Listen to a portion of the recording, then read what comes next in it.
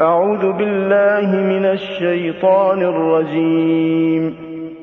بسم الله الرحمن الرحيم. الحمد لله رب العالمين الرحمن الرحيم مالك يوم الدين إياك نعبد وإياك نستعين اهدنا الصراط المستقيم صراط الذين أنعمت عليهم غير المغضوب عليهم ولا الضالين.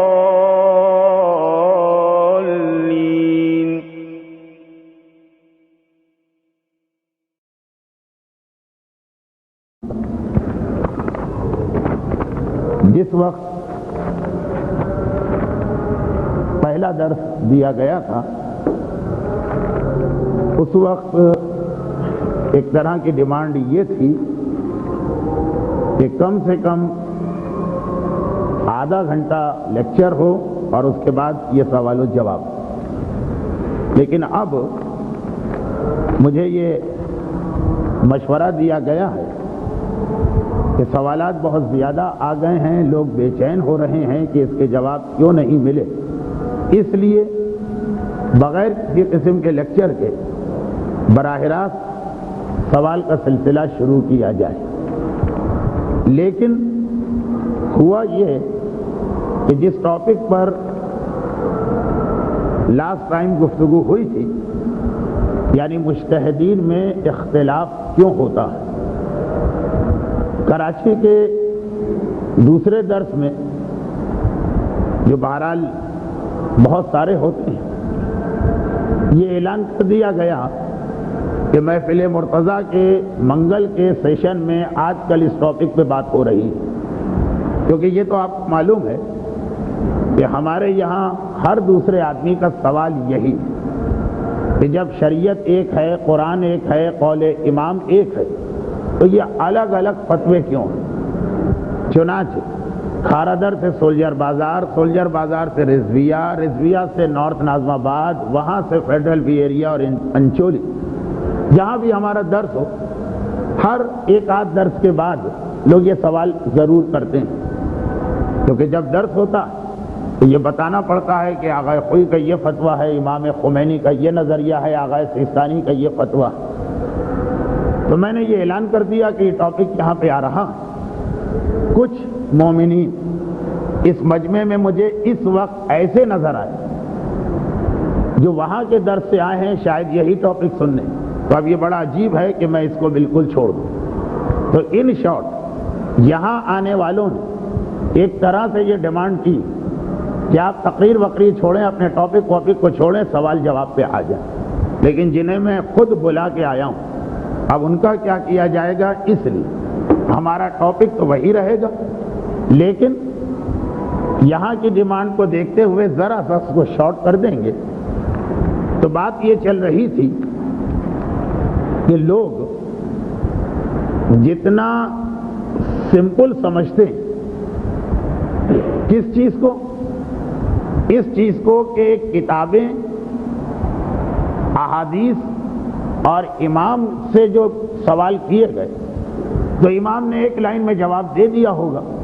ہر چیز اسی طرح سے بالکل سمپل ہوگی جیسے آج توضیح المسائل میں ہوتی ہے. لوگوں کا کنسپٹ یہی ہے اسپیشلی حدیث کے بارے میں. تو پھر اگر امام نے ایک چیز کہہ دی ہوگی یہ حلال ہے، یہ حرام ہے، تو مجتہدین کے یہ فتوے پھر کیوں بن جاتے ہیں؟ کاش ایسا ہی ہوتا.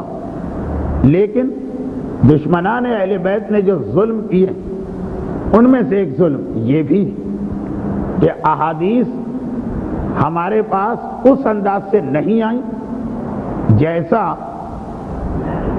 خدا، رسول اور امام چاہتے تھے. اچھا اب یہ جملہ ذرا سا غور کیجئے، لیکن اس سے پہلے میں ایک چھوٹی سی بات اس لیے بتا دوں کہ ابھی 1 گھنٹہ اور تقریباً 10 منٹ پہلے، 1.5 گھنٹہ پہلے 29 ذی قعدہ کا دن ختم ہوا. یہ ہمارے ایک امام کی شہادت کا دن. ان امام کے ریفرنس سے دو بہت ہی مشہور واقعات پڑھے جاتے ہیں. اگر یہاں کے کیلنڈر میں بھی 29 ذی القعدہ شب شہادت ہے تو کل رات کو یہ مجلس ہوئی ہوگی. دو بہت مشہور واقعات ہیں. اگر میں اپنے مجلس کے اسٹائل میں پڑھوں تو آدھا گھنٹہ چاہیے. درس کے اسٹائل میں پڑھ رہا ہوں 5 منٹ سے بھی کم میں، کیونکہ ہمارے ٹاپک سے ریلیٹڈ، ٹاپک سے ہٹ کر نہیں. امام کی شہادت ابھی ابھی گزری.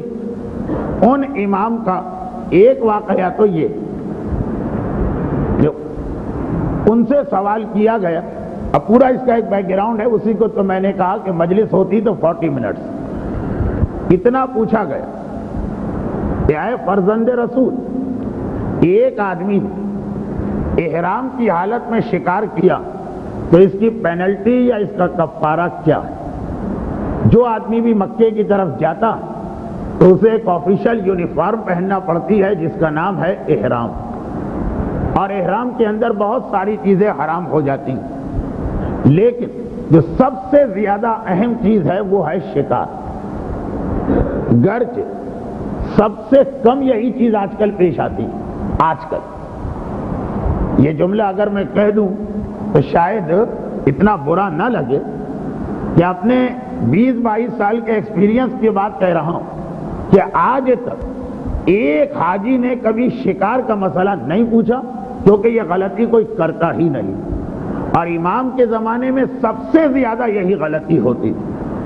کہا کہ اگر کوئی شکار کر، ایک سوال کیا، کتنا سمپل، کتنا ایزی. مولا، جس آدمی نے یہ سوال کیا اس نے مولا نہیں کہا، یہ میرا انداز. مولا، احرام میں ہم جا رہے ہیں مکے کی طرف، شکار ہو گئے. وہ احرام کے جس میں آئینہ دیکھنا حرام اور بال توڑنا حرام اور میک اپ کرنا حرام، شکار تو بہت بڑا گناہ. جیسے ہی اس آدمی نے یہ سوال کیا، اس کو یہی توقع ہوگی کہ امام اس کا جواب ایسے ہی دے دیں گے کہ بس ایک بکرا، ایک اونٹ. لیکن امام نے کیا کہا کہ تیرا سوال انکمپلیٹ، اس کی ڈیٹیل بتانا. یہ بتا. اور دیکھیے ڈیٹیل میں کیا ہوا. امام نے ایک سوال کی 22 شقیں نکالی. اس کے اندر سے 22 کلوزز نکلی، اس میں 22 مسئلے نکلے. ایک چھوٹے سے سوال، شکار کر لیا ہے، کیا کرنا. امام نے کہا پہلے یہ بتا کہ یہ آدمی حرم میں انٹر ہو گیا تھا کہ حرم سے باہر تھا، جسے ہل کہتے ہیں. حرم مکے کے قریب وہ بارڈر جہاں سے نان مسلم کو آگے بڑھنا حرام، کدھر ہے؟ حرم کے اندر آ گیا، حرم کے باہر آ گیا. اس کا مسئلہ الگ ہے، اس کا مسئلہ الگ. یہ بتا کہ عمرہ کرنے جا رہا ہے کہ حج کرنے جا رہا. عمرے کا مسئلہ الگ ہے، حج کا مسئلہ الگ. یہ بتا کہ شکار دن کو کیا گیا کہ رات کو کیا گیا. دن کا مسئلہ الگ ہے، رات کا مسئلہ الگ. یہ بتا کہ جس آدمی نے شکار کیا یہ کسی کا غلام تھا کہ آزاد تھا. غلام کا مسئلہ الگ ہے، آزاد کا مسئلہ الگ. مثلا فار ایگزامپل، غلام کا کفارہ اس کے آقا کو دینا اور آزاد آدمی کو اپنا کفارہ خود دینا. امام نے کہا یہ بتا کہ جس آدمی نے یہ شکار کیا، شکار کسی پرندے کا تھا یا زمین پہ چلنے والے جانور کا تھا. یہ بتا کہ یہ شکار چھوٹے جانور کا تھا کہ بڑے جانور کا تھا. چھوٹے کا مسئلہ الگ ہے، بڑے کا مسئلہ الگ ہے. پرندے کا مسئلہ الگ ہے، چوپائے کا مسئلہ الگ ہے. امام نے ارشاد فرمایا اور یہ بتا کہ جس آدمی نے شکار کیا ہے پہلی مرتبہ کیا یا اس سے پہلے بھی یہ غلطی کر رہا ہے، بار بار ریپیٹ کر رہا، دونوں کا مسئلہ الگ. یہ بتا کہ جس آدمی نے یہ شکار کیا اسے مسئلہ پہلے سے معلوم تھا کہ بیچارے کو مسئلہ ہی نہیں معلوم تھا، دونوں کا مسئلہ الگ ہے. یہ بتا کہ جس آدمی نے یہ شکار کیا مسئلہ پتہ بھی ہے تو جب شکار کر رہا تھا اس وقت اسے یاد تھا کہ مسئلہ اس کے ذہن سے نکل گیا تھا. یہ الگ کیس، پہلے والا کیس الگ. مسئلہ معلوم ہے کہ مسئلہ معلوم ہی نہیں. اور اگر مسئلہ معلوم ہے تو شکار کے وقت یاد بھی تھا عمدن یا سہون. یہ بھی بتا دے کہ شکار کرنے والا شکار کرنے کے بعد اپنے اس عمل پر نادم ہے، توبہ کر رہا ہے یا مصر ہے، کہہ رہا ہے کہ جو میں نے کیا صحیح کیا. ایک مسئلہ 22 اس کے اندر شقیں نکل آئیں.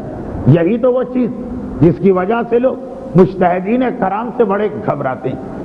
جیسے لاسٹ سیشن کا مسئلہ، کسی نے کہہ دیا کہ ذرا بینک کا مسئلہ بتائیے کہ بینک کا مسئلہ حلال ہے کہ حرام. ارے بھائی پہلے یہ پوچھو کہ بینک میں پیسہ ڈپازٹ کرنا ہے، لون لینا ہے، سروس کرنا ہے، بینک کے کریڈٹ کارڈ کو استعمال کرنا ہے، ایل سی کھولنا ہے، فورن ایکسچینج کی ٹرانزیکشن کرنا، اور پھر یہ بھی بتاؤ کہ بینک کافر کا ہے، مسلمان کا ہے، گورنمنٹ کا ہے، پرائیویٹ پارٹی کا ہے. چکرا گئے لوگ. اتنا سا ہم نے سوال پوچھا، مولانا نے اس کو اتنا بڑا کر دیا، اس طرح تو کوئی آدمی مسئلہ نہ پوچھے گا نہ سمجھے گا. لیکن یہی تو بات ہے کہ جتنا ہم اسے ایزی سمجھ رہے ہیں یہ مسئلے اتنے ایزی نہیں ہوتے ہیں. اور پھر اب آئیے، یہ تو پہلا واقعہ تھا. دوسرا جو واقعہ ہے نا وہ تو ڈائریکٹ ہمارا ٹاپک. ایسا کیوں ہوتا کہ مجتہدین میں اختلاف ہو گئے؟ یہی ٹاپک چل رہا تھا نا. تو میں نے اس کا ایک ریزن بتایا تھا، قرآن عربک لینگویج میں نازل ہوا. عربی میں ایک لفظ کی اگر ایک سے زیادہ معنی تو یقیناً فتوے الگ ہوں گے. پھر قرآن کے نقطوں کا مسئلہ، قرآن کی تشدید کا مسئلہ، یہ باتیں میں ریپیٹ نہیں کر رہا. اس کے علاوہ ایک بات اور ذہن میں رکھی، فتویٰ کیوں چینج ہوتا؟ ایک ریزن اس کا اور بھی، اور وہ بھی پہلے ہم اسی واقعے کو آگے بڑھائیں جو نوے امام کے نام سے مشہور ہے، کہ پھر امام نے کہا اس آدمی سے جس نے پہلا سوال امام سے کیا تھا، اب امام اس سے سوال کر رہے ہیں. یہ تو بہت ہی مشہور واقعہ، نہ میں اس کی ڈیٹیل میں جاؤں گا نہ میں اس کا جواب دوں گا، خالی اس پورے واقعے کا جو ایک رزلٹ نکل رہا. امام نے فرمایا کہ سنو، ایک مرد نے ایک نامحرم عورت کو دیکھا اور فجر کے وقت دیکھا، وہ اس کے لیے دیکھنا حرام تھا. سورج نکل رہا تھا، اسی مرد نے اس عورت کو دیکھا، یہ دیکھنا حلال ہو گیا. چاشت کا وقت آیا جو اعمال عاشورہ اور دعائے ندبہ کا وقت ہے، جب سورج ذرا سا اونچا ہو جاتا، پھر اس مرد نے اسی عورت کو دیکھا، پھر دیکھنا حرام ہو گیا. اور 12 بجے کا وقت آیا، مثلا ظہر کا وقت، اس وقت پھر یہ عورت کو دیکھنا حلال ہو گیا. عصر کا وقت آیا، ایک بار پھر اس عورت کو دیکھنا حرام تھا. مغرب کا وقت آیا، پھر اس عورت کو دیکھنا حلال ہو گیا. عشاء کا وقت آیا، اس عورت کو دیکھنا حرام تھا. آدھی رات کا وقت آیا، اس عورت کو دیکھنا حلال ہو گیا. ابھی 24 گھنٹے بھی نہیں گزرے، فجر سے یہ سائیکل شروع ہوا اور آدھی رات کو پہنچا، یعنی تقریباً 20 گھنٹے. ایک ہی مرد ہے، ایک ہی عورت، ایک ہی خدا ہے، ایک ہی شریعت ہے، ایک ہی قرآن ہے، ایک ہی قول امام ہے. 4 مرتبہ دیکھنا حلال ہے، 4 مرتبہ دیکھنا حرام. پھر امام ہر چیز کا ایک جواب دیا. لیکن جیسا کہ میں نے عرض کیا کہ بہت ہی مشہور واقعہ، 99% چانس ہے کہ کل رات کو بھی آپ نے یہ حدیث سنی. چنانچہ میں صرف اتنا بتاتا ہوں کہ کبھی مجتہدین کے فتوے اختلاف کا ایک ریزن یہ بھی ہوتا جو ابھی امام نے بتایا. کیا بتایا؟ کہ کنڈیشنز چینج ہو جانے سے اور حالات کے بدل جانے سے حرام حلال ہو جاتا ہے، حلال حرام ہو جاتا. بہت ہی سمپل سی اس کی ایگزامپل آپ کے لیے دی جائے. یہ جو اب میں مثال دے رہا ہوں یہ ہر جگہ کے لوگ نہیں سمجھیں گے، آپ شاید آسانی سے سمجھ لیں. وہ یہ کہ کسی نے ایک سوال کیا کہ یہ آج کل کے مجتہدین جو کہتے ہیں کہ آغا خانی حضرات یا بوہری حضرات کے ہاتھ کا کھانا پاک ہے اور حلال، ہم نے 40 سال پہلے فلاں عالم سے پوچھا تھا، انہوں نے کہا تھا کہ یہ حرام یا نجس، یا 20 سال پہلے فلاں عالم نے کہا تھا کہ یہ نجس. یہ چینج کیا ہوا؟ کیوں ہوا؟ اچھا ایک تو دیکھیے، ایک تو بات اپنی جگہ یہ ہے کہ فتویٰ چینج ہوتا. کبھی ایسا ہوتا ہے کہ فتویٰ چینج نہیں ہوا. فتویٰ 40 سال پہلے بھی وہی ہے، آج بھی وہی ہے. اس فتوے کی کنڈیشنز چینج ہو گئی. اور وہ کیا کنڈیشنز؟ وہ یہ کنڈیشنز کہ اگر کوئی آدمی اپنے آپ کو زبان سے مسلمان کہے، کلمہ پڑھے، لیکن اس کے پاس کوئی ایسا عقیدہ ہے جو اسلام کے خلاف، جو کفر والا عقیدہ، اگر کسی کے پاس کفر والا عقیدہ ہے، وہ اپنے آپ کو زبان سے مسلمان کہہ رہا، اب دیکھیے اس کا جواب، اور 6 امامی یا 6 امامی پہ یہی والا فارمولا اپلائی ہو رہا جو میں بتا رہا ہوں، اس زبان سے مسلمان کہیں، لیکن یہ ہمیں پتا ہے کہ اس کے عقیدے میں کوئی ایسا عقیدہ ہے جو کافر بناتا، کفر والا۔ اب اسے کافر مانیں گے کہ نہیں مانیں گے؟ یعنی اس کی زبان کو دیکھیں تو یہ کلمہ پڑھ رہا ہے، اپنے آپ کو مسلمان کہہ رہا، اس کے حساب سے تو یہ مسلمان ہونا چاہیے۔ اور اگر اس کے عقیدے کو دیکھیں، جو اس کا فیتھ ہے، بلیو ہے، وہ کافروں جیسا۔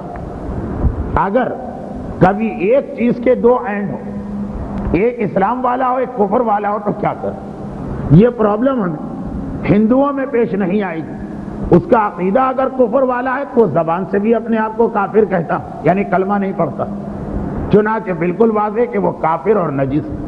یہ مسئلہ ہمیں مسلمانوں کے بارے میں پیش نہیں آئے گا، جیسے اپنے مومن بھائی سارے، اگر یہ زبان سے، اگر ان کا عقیدہ صحیح ہے تو زبان سے بھی اپنے آپ کو مسلمان کہہ رہے ہیں۔ پرابلم وہاں ہوتا ہے جہاں 50-50 ہو جائے، ایک طرف زبان دیکھیں تو پتہ چلے کہ وہاں سے اسلام، ایک طرف کفر دیکھیں، عقیدہ دیکھیں تو وہ کفر والا، جیسے قادیانی حضرت کلمے کی حد تک اور اپنے آپ کو مسلمان کہنے کی حد تک وہ بالکل اسی طرح سے ہیں جیسے دوسرے مسلمان۔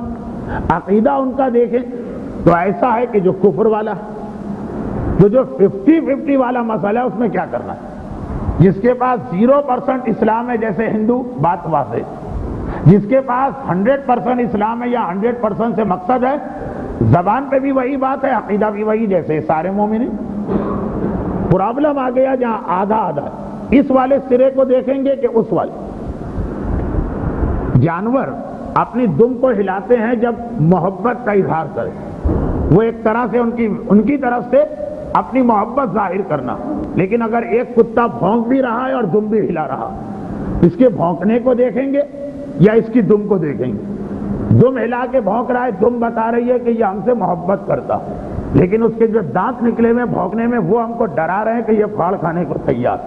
اس والے سرے پہ جائیں گے کہ اس والے پہ؟ یہ مسئلہ ہوتا ہے قادیانیوں، یہ مسئلہ ہوتا ہے ناصبیوں، اور یہ مسئلہ ہوتا ہے 6 امامیوں کا۔ اب اس کا جواب کیا؟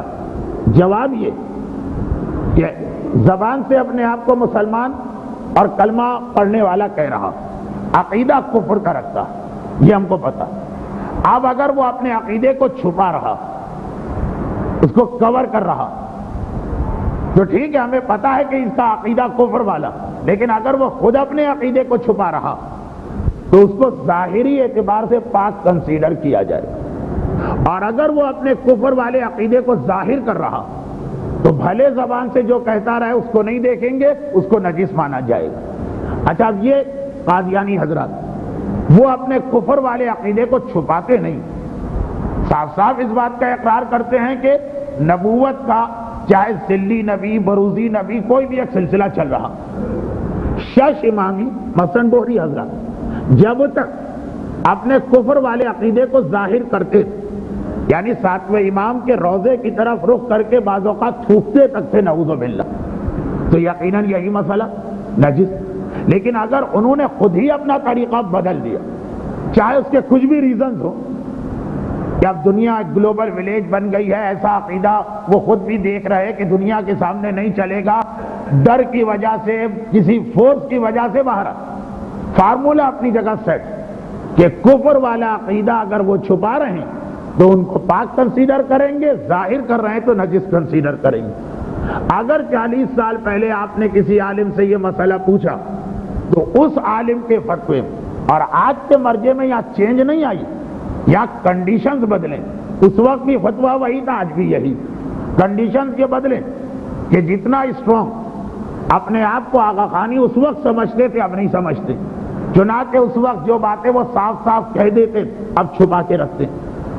فارمولہ وہی کہ اپنے آپ کو مسلمان کہنے والا اپنے غلط عقیدے کو چھپا کے رکھے گا، ہم اسے پاک مانیں گے، ظاہر کرے گا، ہم اسے نجس مانیں گے۔ ابھی دیکھیے اس کے اندر ایک بات اور آ رہی ہے اب اسے آپ مسائل سمجھیں کہ تقریر سمجھیں، میرا ٹاپک چل رہا ہے کہ فتووں میں اختلاف کیوں ہوتا ہے، ون آف دا ریزن یہ بھی۔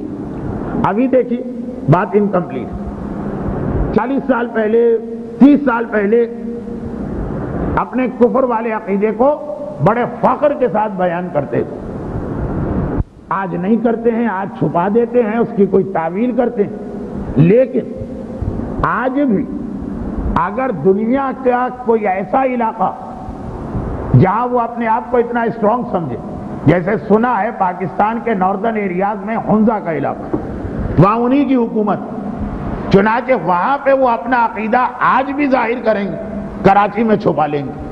تو مسئلہ یہاں چھپا لیں گے، یہاں پاک والا اصول چلے گا، وہاں پہ عقیدہ وہ ظاہر کریں گے، نجس والا اصول چلے گا۔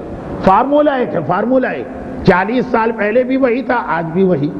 آج کراچی، تہران، نجف، افریقہ، گلگت و حنزہ اگر ایک جگہ پہ اس طرح سے چلیں گے، ایک جگہ سے اس طرح، تو فارمولہ وہی اپلائی ہوگا، یہاں پہ پاک مانا جائے گا، وہاں پہ نجس۔ یہ میں نے اس لیے کہا کہ میرے پاس جو سوال پہنچے اس میں سے ایک سوال میں آیت اللہ خامنائی کی اردو کتاب کا ریفرنس دیا۔ اس اردو کتاب میں آغا خانیوں کو پاک لکھا گیا، اور یہ کہتے ہیں کہ ہمارے علاقے کے پیش نماز انہیں نجس مانتے ہیں، ہمارے علاقے کے علماء، اور آغا خامنائی کی کتاب میں صاف صاف لکھا ہے کہ وہ پاک۔ اس لیے میں آخری ایگزامپل لے کے آ گئے کہ آپ کے علاقے کے علماء صحیح، اس لیے کہ حنزہ کے اندر وہ اپنا عقیدہ کھل کے بتاتے، وہ کس سے ڈرے؟ کراچی میں اپنا عقیدہ یا تہران میں اپنا عقیدہ چھپاتے ہیں، بلکہ ان میں سے بہت سے مثلا بوری حضرات کربلا اور نجف کی زیارت کو بھی جاتے ہیں، بلکہ آج کل تو مشہد کی زیارت کو بھی چلے جاتے ہیں، جو ان کے عقیدے کے اعتبار سے ہو ہی نہیں سکتی۔ تو انہوں نے خود اپنے آپ کو چینج کیا، اس کے اندر مجتہد کا فتویٰ نہیں بدلا۔ تو آپ دیکھیے، اگر کوئی آدمی یہ کہے کہ یہ چیز میری سمجھ میں نہیں آ رہی، یہ کیا بات ہوئی کہ کنڈیشن چینج ہو گئی، حالت چینج ہو گئی تو حرام حلال ہو گئے۔ اس کے لیے میں نے کہا تھا وہ 9 امام کا دوسرا واقعہ کہ ایک عورت تھی، 8 مرتبہ دیکھا، 4 مرتبہ حلال تھا، 4 مرتبہ حرام تھا۔ کیوں؟ واقعہ بڑا مشہور ہے، ریزن آپ کے علم میں، اس لیے کہ کنڈیشنز چینج ہو رہی۔ جب ایک نامحرم عورت کو دیکھا، حرام تھا، اس سے شادی کر لی، حلال ہو گئی، اور اسے طلاق دے کے بالکل اپنے آپ سے جدا کر دیا، پھر دیکھنا حرام تھا، دوسرا نکاح پڑھا لیا، پھر حلال ہو گئے۔ یہی مسئلہ خالی اس عورت کا نہیں ہے جو 9 امام نے بتایا، یہی مسئلہ بہت سی جگہوں پر نجاست و طہارت کا بھی ہوتا۔ خیر، یہ تقریر تھی، لیکن مجھ سے چونکہ کہا گیا کہ اب تقریر کو شارٹ کریں، مسائل زیادہ آ جائیں، تو تقریر میں بھی میں مسئلہ لے کے آ گیا۔ ابھی ہم اپنے ٹاپک کو آگے بڑھاتے ہیں، وہ یہ کہ مجتہدین میں اختلاف کیوں ہوتا۔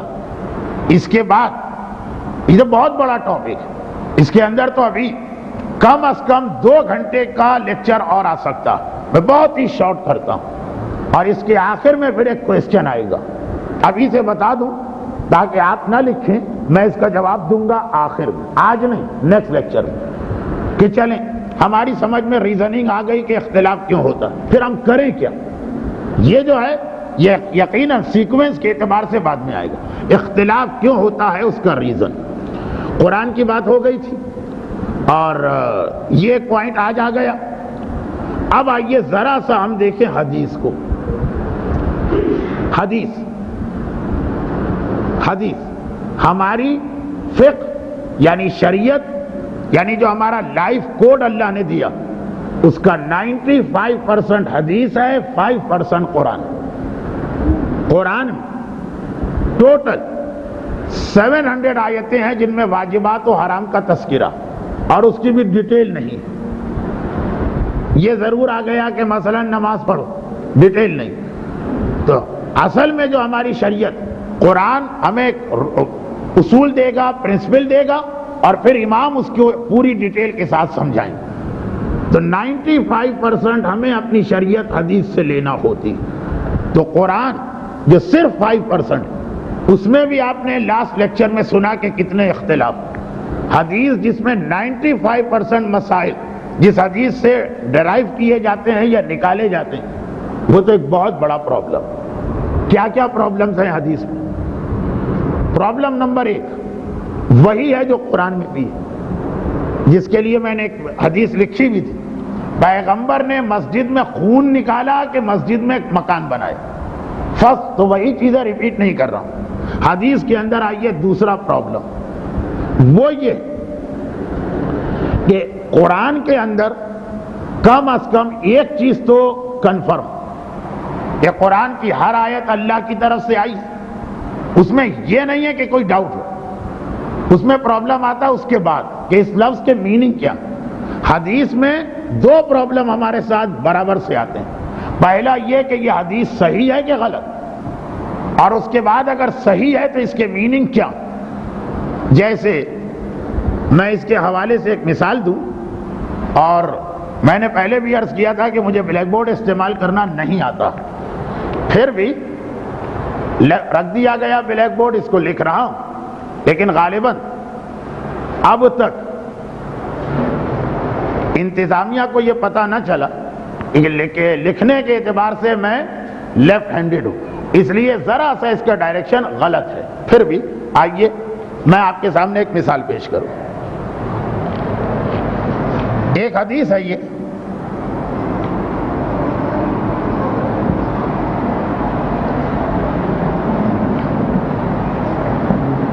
مجھے معلوم ہے کہ یہ آپ کا مسئلہ نہیں ہے، یہ ان کا مسئلہ ہے کہ جو 2 شادیاں کرنا چاہ رہے ہیں، آپ میں سے تو اکثر کے لیے ایک بھی مصیبت بن چکی ہے۔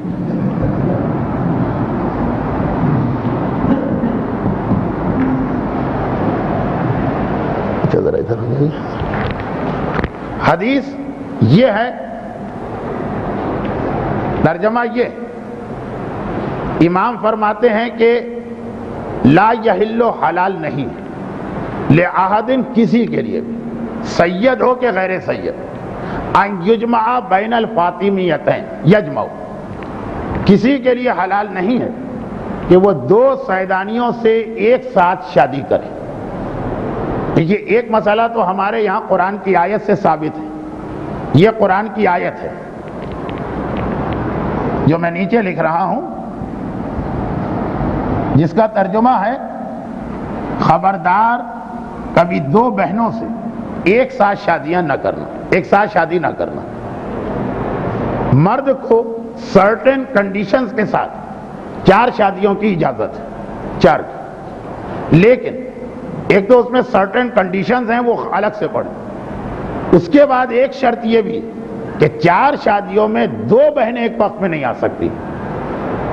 اچھا یہ تو قرآن کی آیت ہے، سارے مسلمان اس مسئلے پر متفق۔ ایک حدیث آئی ہے جو شیخ صدوق نے لکھی کہ جس طرح 2 سگی بہنوں سے شادی جائز نہیں، سیدانیاں جو آگے جا کے کہیں نہ کہیں اوپر ایک دوسرے کی کزن بنتی، بلکہ ہی کزن، کہا کہ 2 سیدانیوں کے ساتھ بھی ایک وقت میں شادی نہ کرنا۔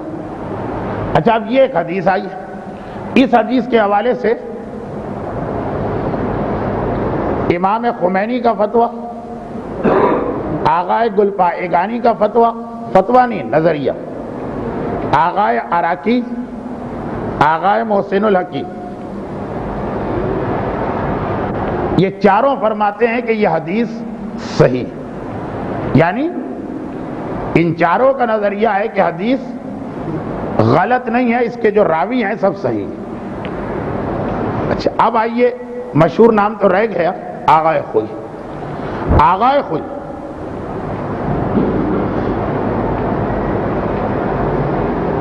میں نے پچھلی دفعہ بھی کہا تھا کہ مجھے بورڈ استعمال کرنا نہیں آتا، اس لیے ٹیڑھا میڑھا ہو جاتا ہے جو بھی میں لکھتا ہوں، اس کو آپ خود ہی صحیح کر لیجئے۔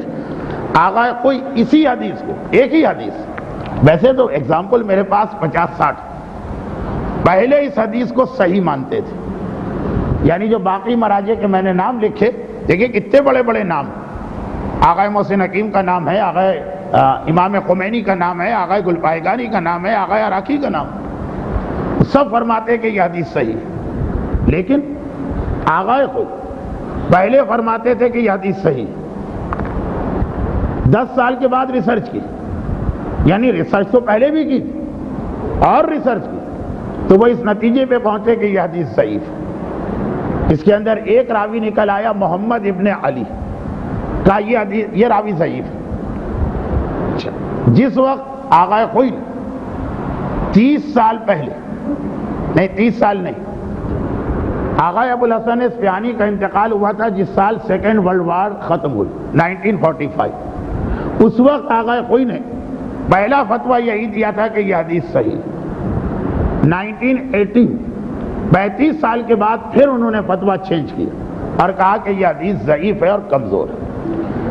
اچھا اب ایسا بھی کیوں ہوتا ہے یہ تو میں آگے بتاؤں گا، 8:30 تو بج چکے ہیں، میرے لیکچر کا وقت پورا ہو گیا۔ لیکن جس وقت آغا خوئی 1918 نئی ریسرچ کی اور کہا کہ یہ حدیث صحیح، اس وقت امام خمینی سے آغا عراقی تک اس وقت بھی کہہ رہے تھے کہ ہماری ریسرچ کے مطابق یہ حدیث صحیح، اور آغا خوئی فرما رہے تھے کہ میری لیٹسٹ ریسرچ کے مطابق یہ حدیث ضعیف ہے۔ مراجع میں اختلاف رہا، حدیث ایک ہی حدیث تھی۔ اچھا اب یہ پوائنٹ کیا بنا، اس کا انتظار کیجئے گا، اس کے بعد آپ اپنے آبجیکشنز پیش کیجئے، کیونکہ وقت میرے ہاتھ سے نکل گیا، لیکچر کا ٹائم پورا ہو گیا۔ خلاصہ یہ بنا کہ حدیثوں ایک پرابلم قرآن کے مقابلے میں اور بڑھ گئے۔ قرآن میں تو ہم کہاں سے بات شروع کرتے ہیں، آیت کی میننگ کیا، حدیث میں تو ہمیں اس سے بھی پہلے سے ریسرچ شروع کرنا، یہ حدیث صحیح ہے کہ ضعیف ہے، پہلے یہ ریسرچ۔ اور یہی ریسرچ اتنا زیادہ تھکا دینے والی اور پاگل کرنے والی کہ یہ تو مجتہدین کرام ہی کا حوصلہ ہے کہ وہ اتنی ریسرچ کر لیتے۔ جب اس ریسرچ سے آپ فارغ ہوئے اور آپ نے کہا کہ ہاں یہ حدیث صحیح، ابھی بھی پرابلم سالو نہیں ہوا، حدیث صحیح ہے پتہ چل گیا، اب دیکھنا پڑتا ہے کہ اس حدیث کے میننگ کیا۔ جیسے قرآن کی آیت ہے، ایک آیت کے 2 میننگ، حدیث کے بھی ایک سے زیادہ میننگ نکلتے ہیں، تو پہلے تو اتنا لمبا فاصلہ طے کر کے، گویا آپ 100 منزلہ بلڈنگ میں جا رہے ہیں، پہلے تو اتنی محنت کر کے آپ وہاں پہنچے اور یہ ثابت ہوا کہ حدیث صحیح۔ اب اس کے بعد دوسرا پرابلم آ گیا کہ حدیث صحیح بھی ہے تو حدیث کا میسج کیا ہے، اس کے الفاظ کا پیغام کیا، اس میں بھی بہت زیادہ اختلاف ہوتا ہے۔ میں آپ کے سامنے اس کی ایک ایگزامپل اس لیے پیش کروں کہ ذرا سا یہ اخلاقی ایک پیغام بھی بنے گا۔ 1 گھنٹے کا لیکچر، اس میں کوئی کیریکٹر کی بات نہ آئے تو کچھ اچھا نہیں لگتا۔ اب مثلا ایک دوسری حدیث، یہ والی حدیث یہ بتانے کے لیے تھی کہ 80 سال آغا خوئی جیسا مرجع ریسرچ کر، اس کے بعد بھی بعض اوقات یہ ہوتا کہ ایک حدیث جو پہلے صحیح نکل رہی تھی بعد میں کمزور نکل گئی، یا پہلے کمزور نکل رہی تھی تو بعد میں صحیح نکل گئی۔ جیسے اب یہ حدیث جب تک آغا خوئی کے ریسرچ میں یہ صحیح تھی، ان کا فتویٰ تھا کہ 2 سیدانیوں سے شادی کرنا حرام ہے سید کے لیے، اور جب پتا چلا کہ یہ حدیث میں ایک کمزور راوی نکل آئے تو انہوں نے کہا کہ اب اجازت ہے، اب پہلے حرام تھا اب اجازت ہے۔ ذرا سوچئے اس آدمی کے دل پہ کیا قیامت گزری ہوگی کہ جس نے پہلے 2 سیدانیوں سے شادی کر لی تھی، فتوے کی وجہ سے ایک چھوڑنا پڑی اور بعد میں پتا چلا کہ نہیں اجازت ہے۔ اگرچہ آغا خوئی نے یہ تو کہا تھا کہ چھوڑنا ضروری نہیں ہے، ایک کو بہت ڈیٹیل ہو رہی، لیکن پورا فتویٰ بدل گیا۔ فتویٰ کیوں بدلا؟ حدیث صحیح ہے کہ غلط، اس کی ریسرچ۔ اب اس میں ایک بات یہ رہ گئی کہ آپ لوگ کہیں گے کہ بھائی شروع میں ہی پوری ریسرچ کیوں نہ کر لی، انکمپلیٹ ریسرچ پہ فتویٰ کیوں دیا؟ اس کا بھی ایک بہت اہم ریزن ہے، وہ میں بعد میں بتاتا ہوں۔ بس ایک مثال سن لیجئے، کیونکہ بچے بھی کچھ نظر آ رہے ہیں تو بچوں کو بھی ایک پیغام ملے، اور میرا اندازہ ہے کہ بچوں کی امائیں بھی بیٹھی کہیں سن رہی ہیں، انہیں بھی ایک پیغام ملے۔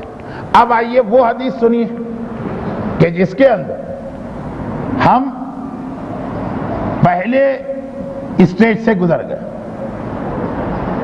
یعنی یہ ثابت ہو گیا کہ حدیث صحیح ہے۔ یہ مجھے لکھنے کی ضرورت تو نہیں تھی، اس لیے کہ کس کو یہ حدیث نہیں یاد۔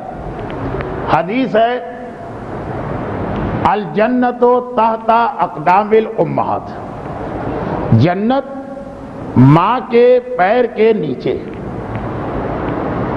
اب ایک حدیث ہمارے سامنے آئی تو پہلے تو یہ ریسرچ کی کہ یہ حدیث صحیح ہے کہ غلط. وہ کوئی آسان مرحلہ نہیں. میں نے کہا نا 100 منزلہ بلڈنگ کو سیڑھیوں کے ذریعے چڑھنا, لفٹ پہ نہیں کہ بٹن دبایا اور پھٹ سے آپ پہنچ گئے مثلا ورلڈ ٹریڈ سینٹر کی آخری منزل پہ, سیڑھیوں سے.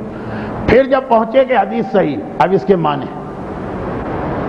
جنت ماں کے پیر تلے. مجمع کہے گا کہ یہ تو بالکل واضح حدیث ہے. کہاں واضح, کہاں واضح؟ اس حدیث کے 2 میننگز نکل سکتے ہیں, 2 نکل سکتے ہیں. کیا اس کے اندر امام نے کیا کہا یا رسول نے کیا کہا؟ اگر یہ حدیث کہ جنت ماں کے قدموں تلے, یہ کس سے کہا پہلے یہ دیکھنا پڑے گا. کس سے کہا, یہ ریسرچ الگ کرنا پڑے گی. یہ امام نے یا رسول نے کس سے کہا؟ اگر یہ کہا گیا ماں سے تو الگ مطلب ہے, اور اگر یہ کہا ہے اولاد سے تو الگ مطلب ہے. اگر اولاد سے کہا کہ جنت ماں کے قدموں تلے, تو پیغام یہ ملا کہ اے بیٹے اور بیٹی اپنی ماں کی عزت کر, احترام کر, تجھے جنت ماں دلوائے گی. اور اگر یہ پیغمبر نے ماں سے کہا کہ سنو ماں, جنت ماں کے قدموں تلے, تو پیغام یہ ملا کہ اولاد اللہ نے معصوم اتاری ہے اس دنیا میں. یہ جنت میں جاتی ہے کہ جہنم میں جاتی ہے یہ تمہارے اختیار میں. صحیح تربیت کرو تو تمہاری اولاد جنتی ہے, غلط تربیت کرو تمہاری وجہ سے جہنمی ہے. اولاد کی جنت تمہارے اختیار میں ہے, اولاد کے اختیار میں نہیں. بالکل میسیج ہی بدل گئے. اگر اولاد سے یہ بات ہو رہی ہے تو میسیج یہ تھا کہ ماں آرام سے کرسی پر بیٹھی رہے اور اولاد اس کی ساری خدمت کرتی رہے. اور اگر یہ میسیج ماں سے ہے تو بالکل, اگر یہ ایڈریس ماں سے ہے تو پیغام بالکل بدل گیا کہ اے ماں, کرسی پہ بیٹھ کے تجھے حکومت نہیں کرنا ہے, ایک ایک سیکنڈ اپنی اولاد کو جنتی بنانے کے لیے اس کی ایک ٹریننگ کرنا. یہ تو ویسے اتنی مشکل ایگزامپل نہیں ہے, اس لیے کہ اس میں تو ہم یہ کہیں گے کہ دونوں میسیج جمع. لیکن میں نے ایگزامپل صرف اس لیے دی کہ کتنی ہی ایسی حدیثیں ہیں کہ ایک حدیث میں ایک سے زیادہ میننگ بھی نکل رہے ہیں, اور یہ بھی دیکھنا پڑتا کہ کس سے بات کی جا رہی ہے, ایڈریس کس سے ہو رہا. ماں سے تو الگ بات ہے, اولاد سے تو الگ بات ہے. وقت بہت گزر گیا, اگرچہ انتظامیہ نے مجھے ایک ایسی اجازت دے دی ہے جو عام طور پہ مجھے نہیں دی جاتی. کہا ہے کہ آپ چاہیں تو 1.25 گھنٹے کا لیکچر بھی دے سکتے ہیں, ورنہ تو ٹائم لیمٹ 1 گھنٹے. لیکن پھر بھی ظہور امام ایک ایسا ٹاپک ہے جس پر ہمارے پاس بہت ساری حدیثیں ہیں. اب کبھی ایسا ہوتا کہ امام نے, دیکھیے یہ ایک شہر ہے کوفہ, یہ ایک شہر ہے مثلا مدینہ, اور مثلا اس کے آگے ہم کہیں پہنچ جائیں سامرہ. امام نے بعض راویوں سے کہا کہ جب ویسٹ میں ایک انقلاب آئے گا تو میرا بیٹا ظاہر ہوگا. کچھ راویوں سے کہا جب ایسٹ میں ایک انقلاب آئے گا تو میرا بیٹا ظاہر ہوگا. چکرا گئے عام مومنین بھی, اور جن کی معلومات فل معلومات نہیں. یہ کیا امام نے کہہ دیا؟ ایک حدیث میں کہا جب ویسٹ میں یعنی مغرب میں انقلاب آئے گا, ایک حدیث میں دوسرے آدمی سے کہا جب مشرق میں انقلاب آئے گا. لیکن اگر یہ جو ابھی ماں کے حوالے سے میں نے پوائنٹ بتایا, یہ دیکھا جائے کس آدمی سے بات کر رہے ہیں. جس وقت چھٹا امام کوفے میں تھا. اچھا اب ہم پہلے سمجھ لیتے ہیں کہ انقلاب مدینے میں آئے گا, انقلاب یہاں پہ آئے گا. وہ اسلامی انقلاب کی بات نہیں, ایک چینج کی. جس دن جو چھٹا امام کوفے میں تھا, وہ جب کوفے والوں سے کہے گا تو مدینہ جو ہے کوفے کے ویسٹ میں, چنانچہ کہیں گے مغرب کا انقلاب. اور جو معصومین سامرہ میں پہنچے وہاں کے مومنین سے بات کہیں گے تو وہ کہیں گے مشرق کا انقلاب, اس لیے کہ سامرہ سے مدینہ مشرق میں پڑتا.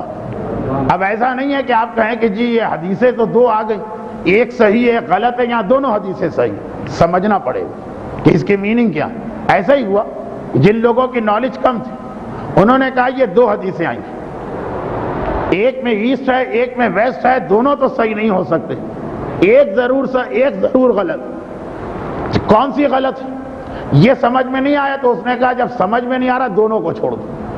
اور ہم نے ذرا سا جغرافیہ کو دیکھا تو پتا چلا کہ دونوں صحیح۔ ابھی لوگ کہتے ہیں نا کہ یہ کیسے پاسبل کہ ایسٹ بھی صحیح ہو ویسٹ بھی صحیح ہو، لیکن بالکل صحیح۔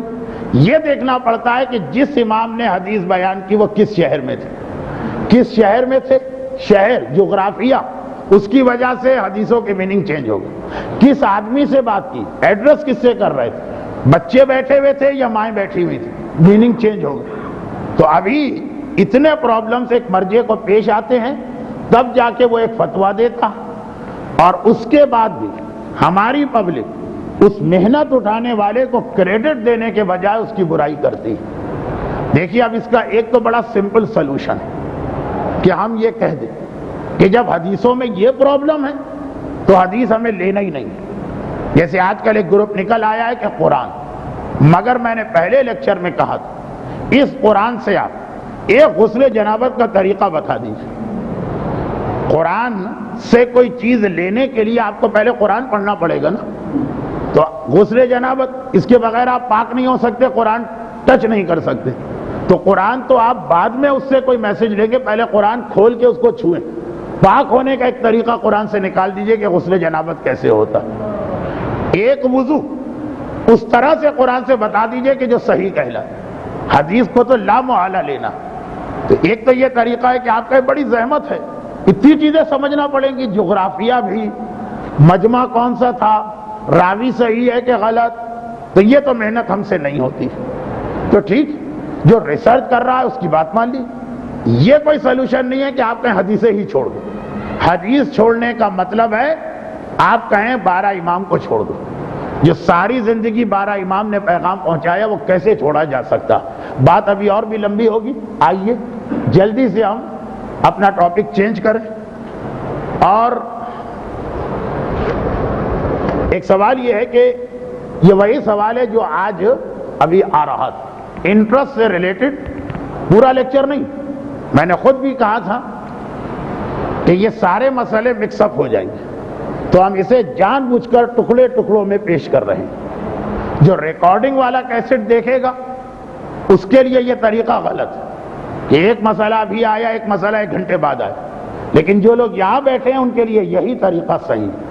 کیا صحیح طریقہ ہے کہ ہم نے کہا کہ بینک اور انویسٹمنٹ کی جتنی بھی اسکیمیں، اس کے حوالے سے پہلا مسئلہ ہم ابھی اٹھاتے ہیں ڈپازٹ کرنے کا، یعنی پیسے جمع کرنا۔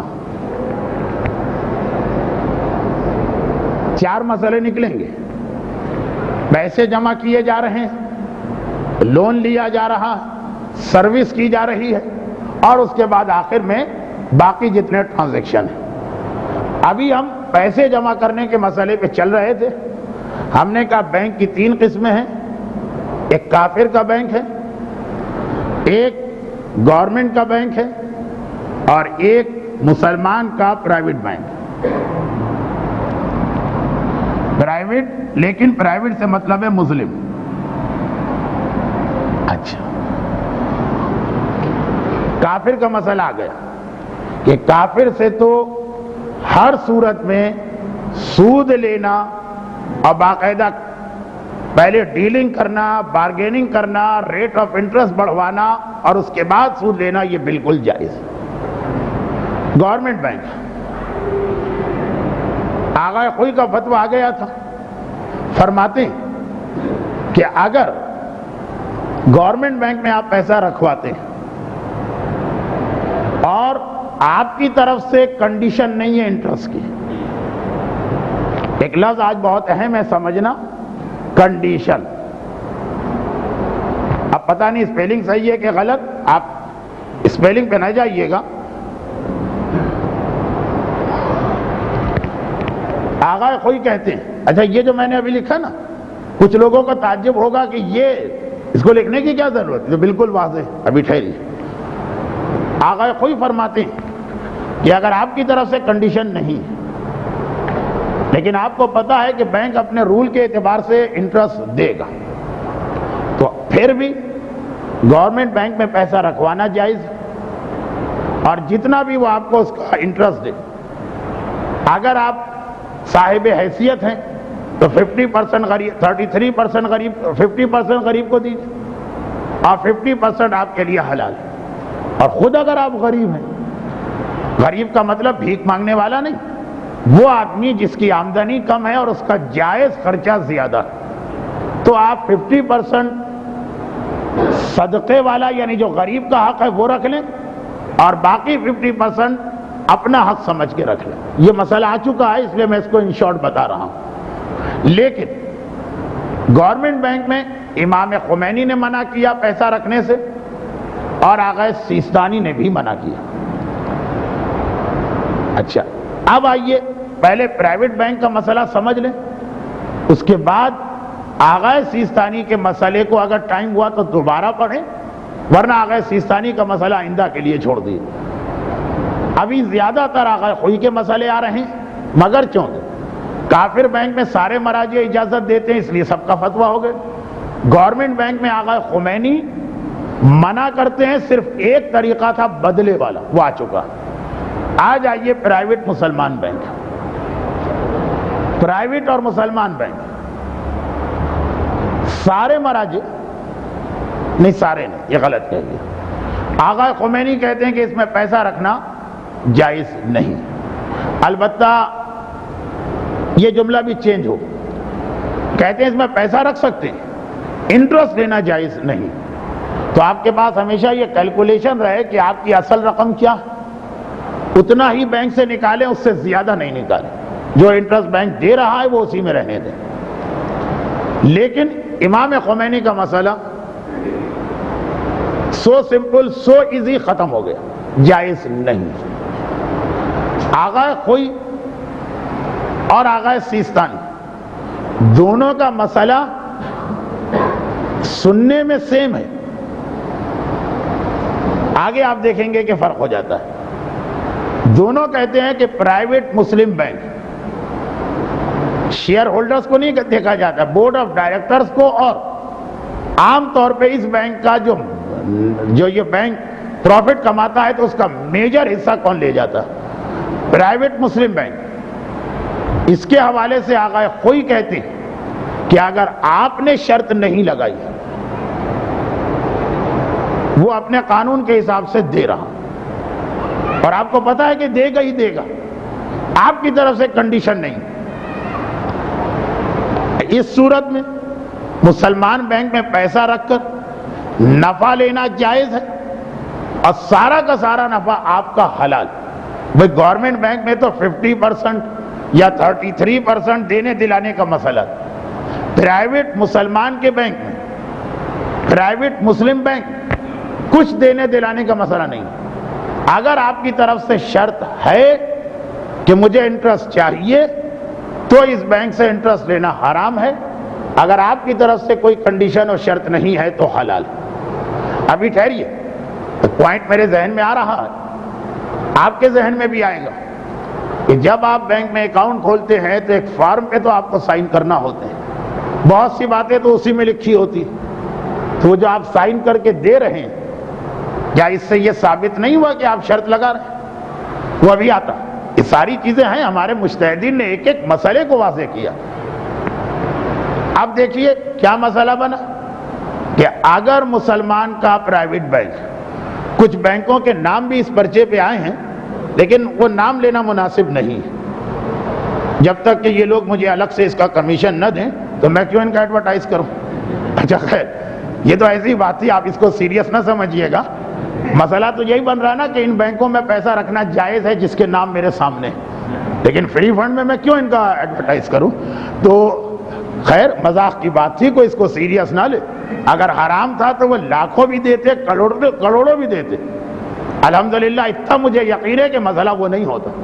یہ میں نے اس لیے کہا کہ آپ حضرات میں سے اکثریت جس کمیونٹی سے تعلق رکھتی ہے، اب تک میرے گھر میں، میرے پرانے ریکارڈ میں وہ پمفلیٹ ہے جو باقاعدہ آپ لوگوں کے نام سے چھپا، مجھے پتا ہے کہ آپ میں سے کسی کو شاید اس کی خبر بھی نہ ہو کہ مرحوم آغا خوئی کا یہ فتویٰ جو آج میں پڑھ رہا ہوں، یہ فتویٰ آج کا تو نہیں ہے نا، یہ تو 30 سال باقاعدہ یہ پمفلیٹ آپ حضرات کی بہاف پہ چھاپا گیا کہ ہم پوری خواجہ کمیونٹی مل کے یہ اعلان کرتے ہیں کہ فلاں بینکر نے نعوذ باللہ آغا خوئی کو اتنا پیسہ دیا، اس لیے انہوں نے یہ فتویٰ دیا۔ جب بات مرحوم آغا خوئی تک پہنچ جاتی تو یہ کہنا ضروری تھا کہ یہ جملہ فقط مذاق کا تھا جو میں نے کہا۔ اب آئیے، یہ جو پمفلیٹ چھپا آپ کے نام سے چھپا، میں پھر کہتا ہوں مجھے معلوم ہے کہ آپ میں سے اکثریت کے فرشتوں کو بھی خبر نہیں تھی، مگر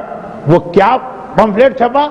یہی جو ابھی میں نے مسئلہ بتایا اس کی وجہ سے کہ آغا خوئی فرماتے ہیں کہ اگر آپ کی طرف سے کوئی کنڈیشن نہیں اور بینک اپنے قانون کے اعتبار سے آپ کو نفع دے رہا، بھئی یہ ہے کہ آپ کو پہلے سے ہی پتا تھا کہ وہ نفع دے گا، تو آپ اس بینک میں جا کے نہ صرف یہ کہ نفع لے سکتے ہیں، بلکہ گورنمنٹ بینک میں تو آدھا آدھا دینے کی بات ہے، اس میں تو سارا کا سارا آپ کے لیے حلال۔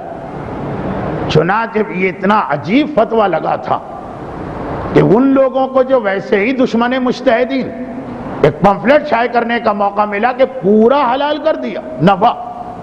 وہ لوگ تو لفظ نفع بھی نہیں لائیں گے، وہ تو سود لائیں گے، لیکن واقعاً مسئلہ یہی۔ اچھا اب آئیے، ٹائم تو خاصا گزر گیا، میں مسئلے کو توڑ توڑ کے بتا رہا ہوں، مگر ایک بات اور سن لیجئے، پھر اگلے لیکچر میں یہ چیز زیادہ ڈیٹیل سے نہیں آئی گی۔ سروس کے مسئلے کو میں نہیں چھیڑ رہا ہوں، لون کا مسئلہ مجھے اس لیے تھوڑا سا بتانا پڑے گا کہ بینکنگ کے حوالے سے ایک چیز جو آج کل بہت رائج ہے، وہ کون سی کیٹیگری میں جاتی ہے؟ لون کی، یعنی کریڈٹ کارڈ کا استعمال۔ بینک کے کریڈٹ کارڈ جو استعمال کیے جاتے ہیں، اگر ہم مجتہد سے پوچھیں کہ اس کا فتویٰ کہاں لکھا ہے، وہ کہیں گے لون کا فتویٰ اور یہ ایک ہی چیز۔ کافر بینک کے کریڈٹ کارڈ، نیشنلائز بینکس کے کریڈٹ کارڈ اور مسلمان، تو یہ ایک الگ سے آئے گا، ابھی تو فی الحال ڈپازٹ کی بات مکمل ہو رہی۔ آغا خوئی نے فرمایا شرط نہ ہو، بینک اپنے قانون سے جو دے وہ جائز۔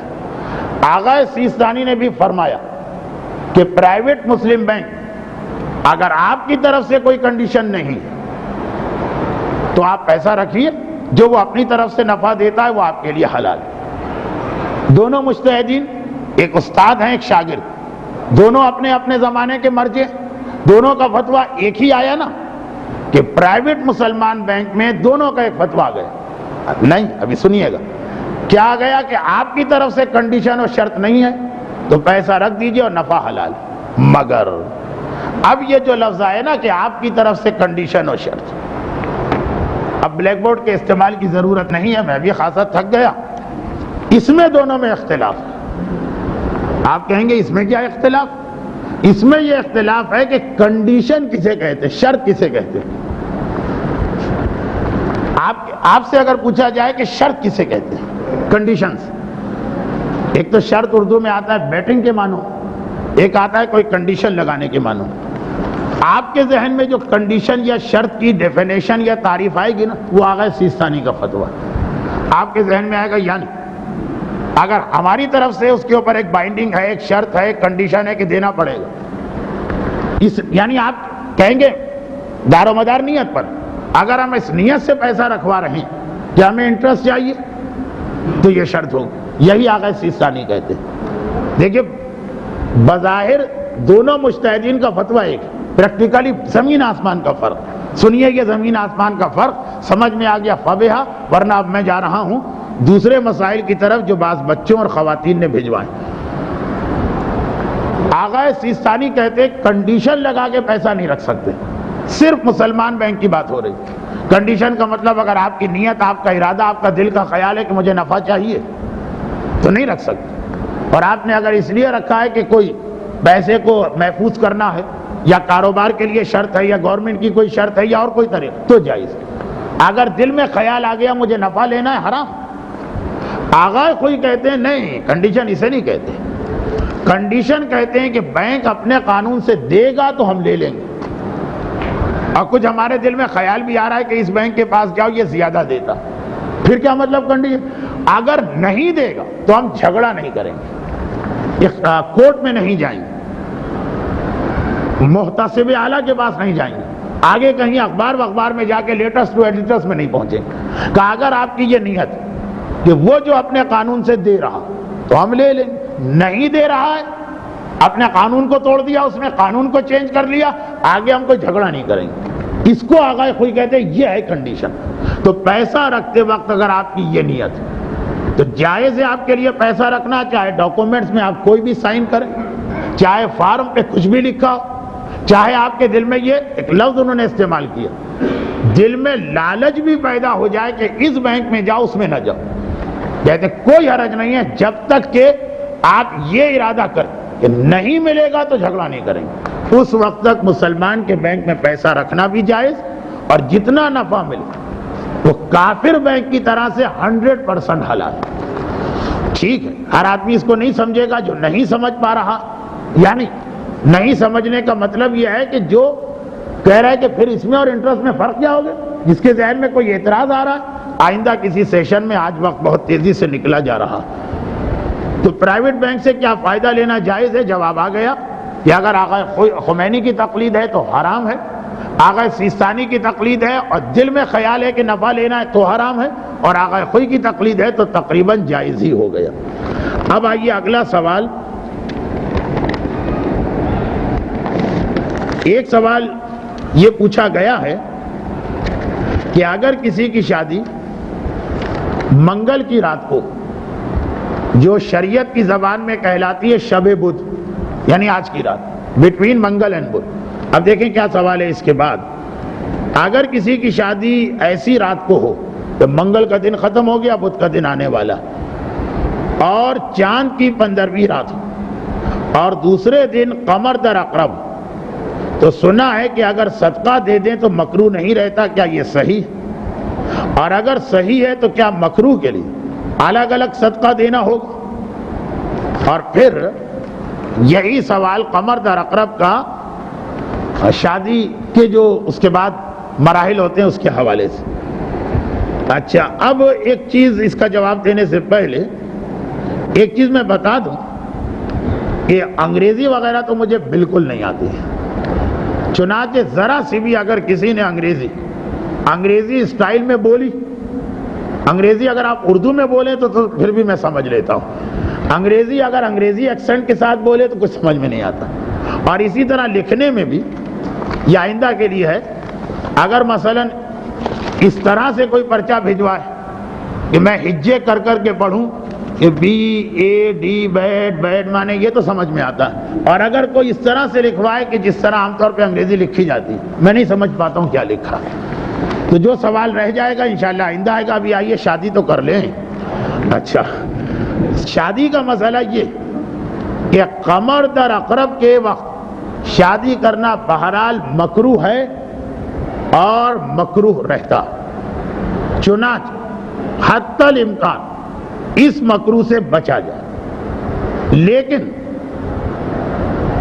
اگر کبھی ایسا ہو گیا کہ کسی غلط فہمی کی بنا پر تاریخ اس طرح طے پا گئی کہ اس میں چینج کرنے کی کوئی گنجائش نہیں، تو پھر یہ ہے کہ چلو پھر مجبوری میں صدقہ دے دو، انشاءاللہ قرآت ختم ہو جائے گی۔ لیکن اب شاید بات واضح نہیں ہوئی، لیکن شروع سے ہی انٹینشنلی پرپزلی قمر در عقرب کی تاریخ میں یہ سوچ کے نکاح رکھنا کہ صدقہ دے دیں گے تو پرابلم سالو ہو جائے، غلط، وہ کراہیت اپنی جگہ باقی ہے، کبھی غلط فہمی ہو جاتی ہے۔ جیسے یہ جو ابھی مہینہ ذی قعدہ کا ختم ہوا، اس کی پہلی تاریخ کو ایسی غلط فہمی ہو گئی کہ بہت سارے لوگ یہ سمجھ رہے تھے کہ 29 شوال کو چاند کا نظر آنا 99% یقینی، کیلنڈر جنتریا کچھ پچھلے چاند، چنانچہ اس حساب سے انہوں نے شادیاں رکھ لی تھی، چاند نظر نہیں آیا، بعد میں پرابلم ہو گیا، ولادت کی تاریخ بھی جو ہم نے سمجھی تھی وہ نہیں نکلی ایک دن بعد،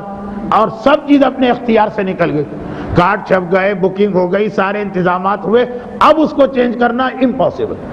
وہاں تو ٹھیک ہے کہ آپ صدقہ دے دیں، تو بہرحال some thing is better than nothing, change تو کر ہی نہیں سکتے، صدقہ دے دو، انشاءاللہ امید ہے کہ وہ اللہ ان نقصانات سے محفوظ رکھے گا۔ اور ایک یہ کہ نہیں ابھی آپ کے ہاتھ میں سارا اختیار ہے کہ آپ کون سی تاریخ رکھیں، اور کسی وجہ سے آپ کو قمر در اقرب سوٹ کر رہا کہ مثلا چھٹی کا دن پڑ رہا، ہال کی بکنگ اس دن ملی جا رہی یا کوئی اور، تو آپ نے کہا اچھا پھر اس کا اتنا کیئر نہ کرو، صدقہ دے کے کام چلا لیں گے، وہ نہیں، اس میں تو بہرحال آپ اپنے ہاتھ سے غلطی کر رہے ہیں، صدقہ دینے سے انشاءاللہ اللہ یقیناً کچھ تو خرابیاں دور کرے گا، مگر یہ نہیں کہا جا سکتا کہ پورا فائدہ حاصل ہوگا۔ اور یہی مسئلہ شوہر اور بیوی کے تعلقات قائم کرنے کا، کہ اگر واجب کی حد تک یہ تعلقات قائم کرنا نہیں تو قمر در اقرب کو ایوائڈ کریں۔ یہ مت سوچیں کہ نہیں بھائی یہ کام تو ضرور کرنا ہے تو قمر در اقرب بھی ہے تو صدقہ دے دو تو پھر بچ جاؤ گے، نہیں، واجب تک پہنچا ہوا یا کوئی اتنا بڑا پرابلم آ گیا تو دوسری بات، لیکن اگر آپ کے پاس ذرا سی بھی چوائس ہے تو قمر در اقرب کو صدقہ دے کے آسان نہ بنائی، جیسا کہ میں نے کہا یہ وہاں ہے جہاں آدمی کسی پرابلم میں پھنسا ہوا ہے۔ اچھا اب آئیے اس کے بعد، ایک بیوہ کے شوہر غیر شیعہ، آدمی بائی نیچر بہت شریف تھے، قضا نمازیں پڑھوانا تو ان کی نمازیں کس طریقے سے ادا کی جائے؟ سوال لمبا ہے، میں نے تو اس کو شارٹ کر دیا۔ جواب، بہرحال ان کی نمازیں صحیح طریقے سے یعنی شیعہ طریقے سے ہی ادا کی جائیں گی۔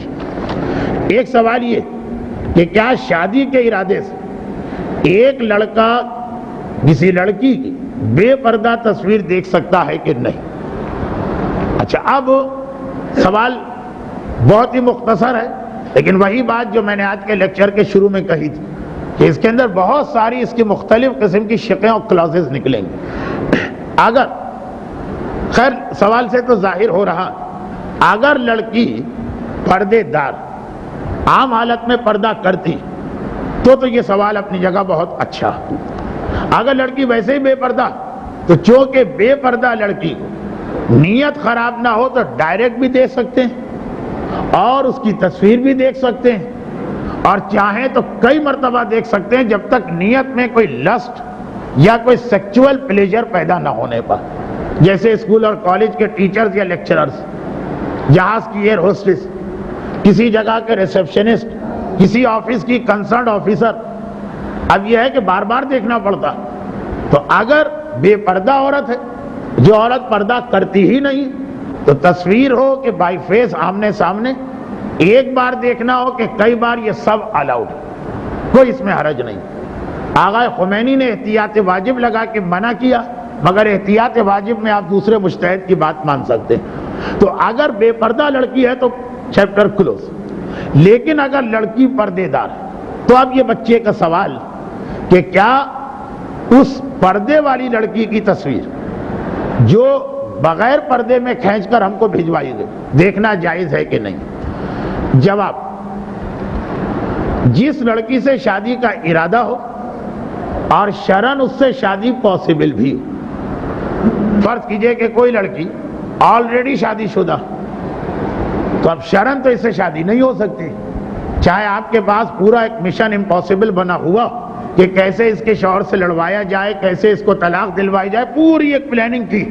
آج کل یہ گناہ بہت ہو رہا، شادی شدہ عورت کو طلاق دلوانے کا ارادہ، سوائے اس ایکسٹریم کیس کے کہ لڑکی کی زندگی خطرے میں، یہ گناہ، یہ عمل گناہان کبیرہ میں سے ایک شامل، کہ کسی بھی لڑکی یا کسی بھی شادی شدہ عورت کو طلاق کے لیے ورغلانا، اسے انکریج کرنا، جب تک کہ اس کی زندگی خطرے میں نہ ہو یا اتنی سخت فزیکل اور مینٹل ٹارچر میں نہ ہو۔ طلاق بدترین حلال چیزوں میں سے ایک سمجھا گیا، کیونکہ یہ بہت ہو رہا، اور وہاں ہو رہا جہاں تو یہ والا پرابلم ہی نہیں ہے۔ مثلا ایک آدمی نے دوسری شادی کر لی، اب یہ دوسری شادی کنڈیشنز کے ساتھ ہے، مگر شوہر کا رائٹ، پہلی بیوی، یہ مسئلہ خالی مردوں کا نہیں، عورتوں کا بھی۔ اب وہ پوری پلاننگ کرتی ہے کہ کس طرح سے اس کو طلاق ہو جائے، جس طرح پہلی بیوی کو طلاق بری ہے اس طرح دوسری بیوی کو بھی بری۔ دوسری شادی ہی نہ ہو ایک الگ بات، لیکن شادی ہو گئی، اب دوسری، جب کسی نے کہا اس لیے یہ ہوتا کہ وہ پہلی بیوی کا حق ادا نہیں کرتا، وہ کنڈیشن پوری نہیں کر رہا، تو ساری کوشش اس میں ہونا چاہیے۔ مثلاً ایک آدمی نماز نہیں پڑھتا تو نماز پڑھوائیں، یہ طریقہ نہیں ہے کہ نماز نہیں پڑھتا تو اس کو زہر دے کے مار دیں تاکہ وہ نہ رہے گا نہ نمازیں ہوں گی، نہیں۔ یہی یہاں پر اکثر کیس آئے، ہم لوگوں کے پاس یہ کیس کیوں آتے ہیں؟ اس لیے آتے ہیں کہ مولانا کوئی دعا بتا دیجئے کہ وہ جو دوسری بیوی میری سوکن ہے اس سے چھٹکارا مل جائے۔ یہ دعا بتانا حرام، یہ دعا بتانا حرام ہے۔ اگر کوئی دعا ہم کو مل بھی گئی، ہمیں تو ملی بھی نہیں کوئی دعا، مل بھی جاتی تب بھی حرام۔ دعا کرا دیجئے، آپ عمرے پہ جا رہے دعا کر دیجئے گا میرے لیے، حج پہ جا رہے دعا کر دیجئے گا۔ اب تو ایسے چند بیڈ ایکسپیرینس ہوئے کہ پوچھنا بھی پڑتا ہے کہ پہلے بتائیے تو صحیح آپ کون سی دعا کروانا چاہ رہی ہیں، کیونکہ بعض اوقات تو کہتے ہیں ایک دعا کر دیجیے گا، ایک پرابلم ہے ہمارا، کہیں حرام والا پرابلم تو نہیں ہے۔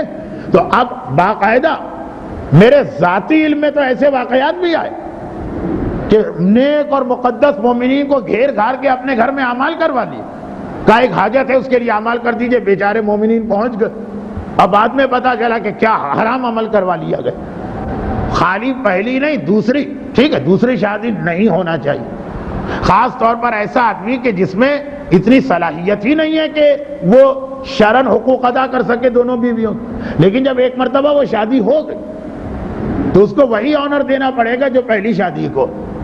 حرام کی اولاد پیدا نہیں ہونی چاہیے، لیکن اگر حرام کسی کے پیٹ میں بچہ آ گیا، اب اس کی زندگی بچانے کے لیے اتنی ہی کوشش واجب جتنی ایک حلال زادے اور انتہائی مقدس و متقی انسان کی اولاد کی، کیونکہ یہ غلطی ہو رہی ہے۔ اس لیے میں نے عرض کیا کہ بعض اوقات لوگ صحیح مسئلہ نہیں سمجھتے جس کی وجہ سے ہمدردی میں گناہ کرتے ہیں، ہمدردی میں گناہ، کہ بیچاری پہلی بیوی کے سارے حق مل جائے تو دوسری کو طلاق، گناہ ہے کبیرہ۔ تو اب اگر ایسی لڑکی کی تصویر دیکھ رہے ہیں، چاہے ہمارا پورا ارادہ ہے اس سے شادی، بلکہ فرض کیجئے کہ پورا ارادہ بھی اتنا ہے کہ ہمیں پتا ہے کہ طلاق بھی ہونے والی ہے کل کے دن، آج تو نہیں ہوئی ہے نا، ابھی تک یہ سمجھے کہ شرعن امپاسبل ہے اس سے شادی ہونا، تو اگر ایسی لڑکی ہے کہ جس سے شادی ہونا شرعن پاسبل ہے تو یقیناً شادی کی نیت سے لڑکا لڑکی کی تصویر دیکھ سکتا، بلکہ اصل مسئلہ تو یہ کہ با پردہ عورت فل حجاب والی چند جگہوں پر اسے دیکھنا جائز ہے، جس میں سے ایک ہے علاج کے لیے، دوسرا یہ کہ آپ نے تصویر کی بات کی، تصویر نہیں، یہ بھی ہو سکتا ہے کہ آدمی فیس ٹو فیس اس عورت کو دیکھے، یعنی اس کے بال، اس کے ہاتھ، اس کے جو پیر چھپانا واجب ہے، موزے والا پیر، یہ اجازت، لیکن ایک دفعہ، بار بار نہیں، ایک دفعہ۔ تو شادی جس سے کرنا چاہتے ہیں اس کی تصویر ہو کہ فیس ٹو فیس، ایک مرتبہ دیکھنے کی اجازت ہے۔ اب ٹھیک ہے وہ ایک مرتبہ آپ چاہے جتنا لمبا کر لیں، اتنا لمبا کر لیں کہ 15 منٹ گزر جائے آپ وہاں سے نگاہ ہی نہیں، وہ ٹھیک، اس کی اجازت، ایک دفعہ کے بعد اجازت نہیں۔ ہاں یہ فرق ہو گیا با پردہ عورت اور بے پردہ عورت۔ بے پردہ عورت کو بغیر کسی شادی وادی کے عام حالت میں بھی دیکھ سکتے ہیں اور بار بار دیکھ سکتے ہیں، اور شادی کا ارادہ ہے تب بھی دیکھ سکتے ہیں، لیکن بہتر یہ ہے کہ بے پردہ عورت سے شادی کی ہی نہیں جائے، ورنہ بعد میں آپ پر اسے پردہ کرانا واجب ہو جائے گا۔ اچھا، اب اس کے بعد 9:10 ہو رہے ہیں، تو یہ بچے کا سوال ہے، ایک ہفتے اس کو ٹالا جا سکتا ہے۔ ایک سوال یہ پوچھا گیا ہے کہ اگر کوئی 3 مدرسے چلا رہا، یہ سوال بھی چلے اب پڑھ دیا تو مکمل کر دوں، تو کیا ایک مدرسے کے پیسے دوسرے مدرسے میں شامل کر سکتے ہیں؟ مثال کے طور پر فوٹو اسٹیٹ اکٹھا کروانا یا نیاز تینوں جگہ کروانا، تو مدرسے کی فیس اس مدرسے سے اس مدرسے میں صحیح ہے کہ نہیں؟ یہ بہت ہی زیادہ ٹیکنیکل مسئلہ ہے خاص مدرسے والوں کے لیے۔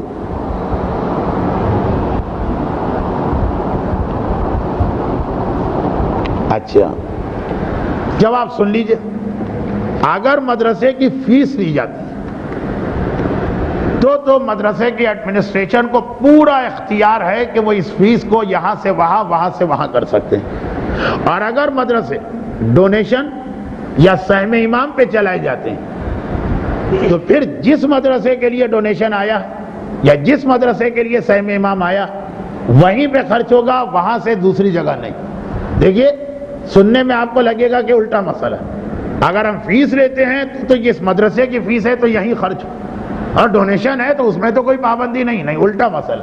فیس جب آپ لے لیتے ہیں تو وہ فیس جو ہے مدرسے کے ایڈمنسٹریشن کا مال بن گئی، وہ اس کو جس طرح چاہے خرچ کرے۔ لیکن اگر آپ ڈونیشن، چیریٹی، سہم امام، فطرہ یہ رقم لیتے ہیں تو یہ دیکھنا پڑے گا کہ کس انداز سے آپ نے کلیکٹ کیا۔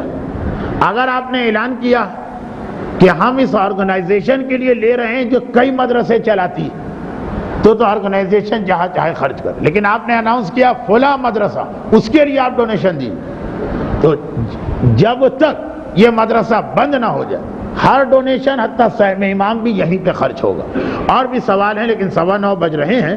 آپ حضرات کیونکہ تھوڑا سا تو میں بھی گیس کر لیتا ہوں، اندازہ لگ رہا ہے کہ بہت توجہ کے ساتھ یہ سب باتیں سن رہے ہیں، یعنی میں اب 15 منٹ اور کھینچ جاؤں تو ایسا لگ رہا ہے اس مجمع کو دیکھ کر کہ یہ شب جمعہ والا مجمع نہیں، وہ تو آدھے گھنٹے کے بعد ہی ایسا بے چین ہونے لگتا کہ میں آنکھیں بند کر لیتا ہوں، مجلس پڑھتا رہتا ہوں آنکھیں بند کر کے، یہ لگ رہا ہے کہ 15-20 منٹ مائنڈ نہیں کریں گے۔ لیکن میں نے یہ درس بڑی مشکل سے 2 درس کے درمیان ٹائم ایڈجسٹ کر کے نکالا، وہاں دیر ہو رہی ہے، میں آپ سے اجازت چاہتا ہوں۔ انشاءاللہ آئندہ لیکچر جو اس سیریز کا آخری لیکچر ہے اس کے اندر سوال و جواب ہی تقریباً 50 منٹ آئیں گے، اور صرف شروع کا 10 یا 12 منٹ ایک چھوٹا سا لیکچر ہوگا۔ اس ٹاپک کا میں اعلان کر کے پھنس چکا تھا، اس لیے پروردگارہ محمد و آل محمد کا واسطہ جس اسلام کے علم پھیلانے کے لیے اہل بیت نے ساری زندگی اتنی زحمتیں اٹھائیں، ہمیں اس پہ عمل کرنے کی توفیق عطا فرما خداوندہ، اور اگر ہم سے کوئی کوتاہی ہو جائے تو انہی اہل بیت کی شفاعت کا واسطہ ہمارے ان گناہوں کو معاف فرما۔ اس ایسے درس میں آنے والے، خشک درس مانا جاتا، ایسے درس میں آنے والے ان مومنین اور اس درس کا انعقاد کرنے والوں کو دنیا اور آخرت کی ہر پریشانی سے محفوظ فرما، اور خداوندہ اس قسم کے درس کی ہمیں ضرورت ہی نہ رہے، اس کے لیے اپنی آخری حجت امام زمانہ کے ظہور میں